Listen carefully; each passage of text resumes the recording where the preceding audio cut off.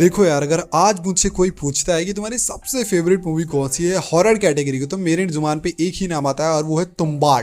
तो जी हाँ, T for Tumbbad और टी फॉर थिएटर, यानी कि थिएटर को बनाया ही गया था तुम्बाड़ जैसी मूवीज के लिए। जब ये 2018 में रिलीज हुई थी, तब ये मूवी, पता है इसका बजट कितना है? 13 करोड़। और आपको पता है 13 करोड़ में इसने कंटेंट कितना दिया? 500 करोड़ का।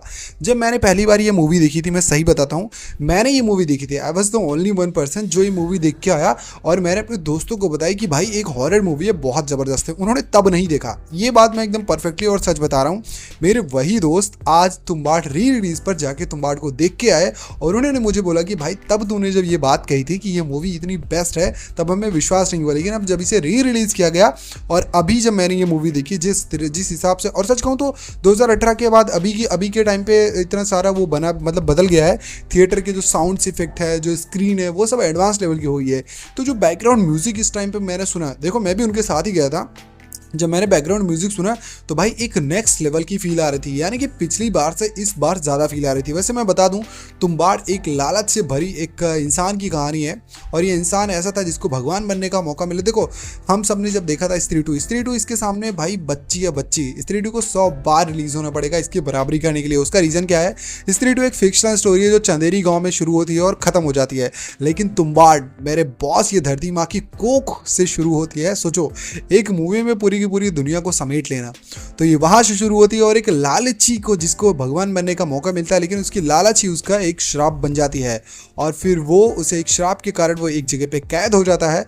और सच कहूँ तो उस कैद में उसके पास बहुत सारा है, यानी कि ये कहानी कुछ ऐसी है, यानी कि उसके पास सोना, पैसा, धन तो अपार होता है, लेकिन अनाज से वो वंचित रह जाता है। और आपको पता है सिर्फ एक आटे की गुड़िया क्या कुछ कर सकती है, वो आप जब ये मूवी देखोगे ना तो आप खुद डर जाओगे।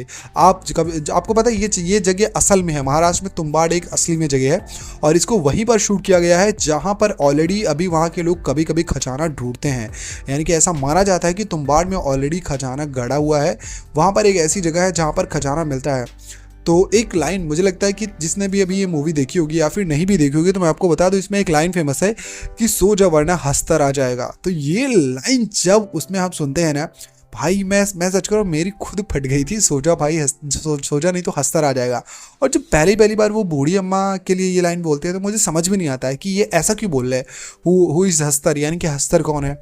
और बॉस जब देखा, देखो जब वो बंदा गया ना वो सोने के सिक्के लाने, ओ माय गॉड, मेरी तो पूरी रूह कांप गई। पहले तो मुझे लगा कि भाई ये जाता है अंदर, कहीं से जाता होगा, खोद खाद के कुछ लाता होगा, लेकिन जब अंदर पूरा सीन पता चला, ओ माय गॉड, ऐसे सोना लेके आता है, ये ऐसे पैसे कमाता है, मेरा तो पूरा का पूरा भेजा ही हिल गया।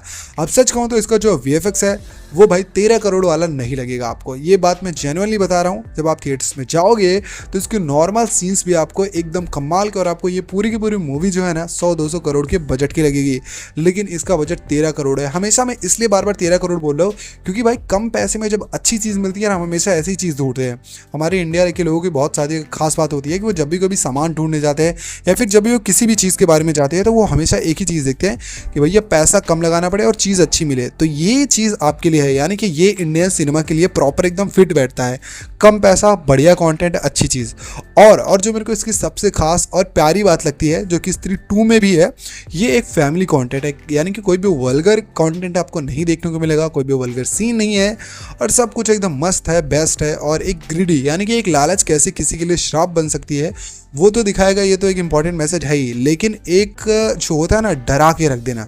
भाई किसी इंसान के शरीर से पेड़ कैसे, मतलब वो कोई इंसान ऐसे उसका पेड़ से उसका फट जाए और वो श्राप के कारण वो मर भी ना पाए, जिंदा ही रहे, भाई डर लग जाएगा तुम्हें सोच के ही। और जब आप देखोगे ना, अगर तुमने देखा है तो मुझे लगता है कि तुम मेरे सारे बातों का ना फील कर पा रहे हो। अगर तुमने नहीं देखा है ना, तो जो तुमने गलती की थी 2018 में तुम्बाड़ नहीं देख करके, जाओ भाई ये मूवी देखो। कि देखो 2018 में मैं काफ़ी छोटा था और सच कहूँ तो मुझे डर भी लगता था, या यूँ कहें कि जब मैं ये मूवी देख कर आया था तो डर की नई डेफिनेशन मैंने सीखी थी कि ऐसा भी हो सकता है।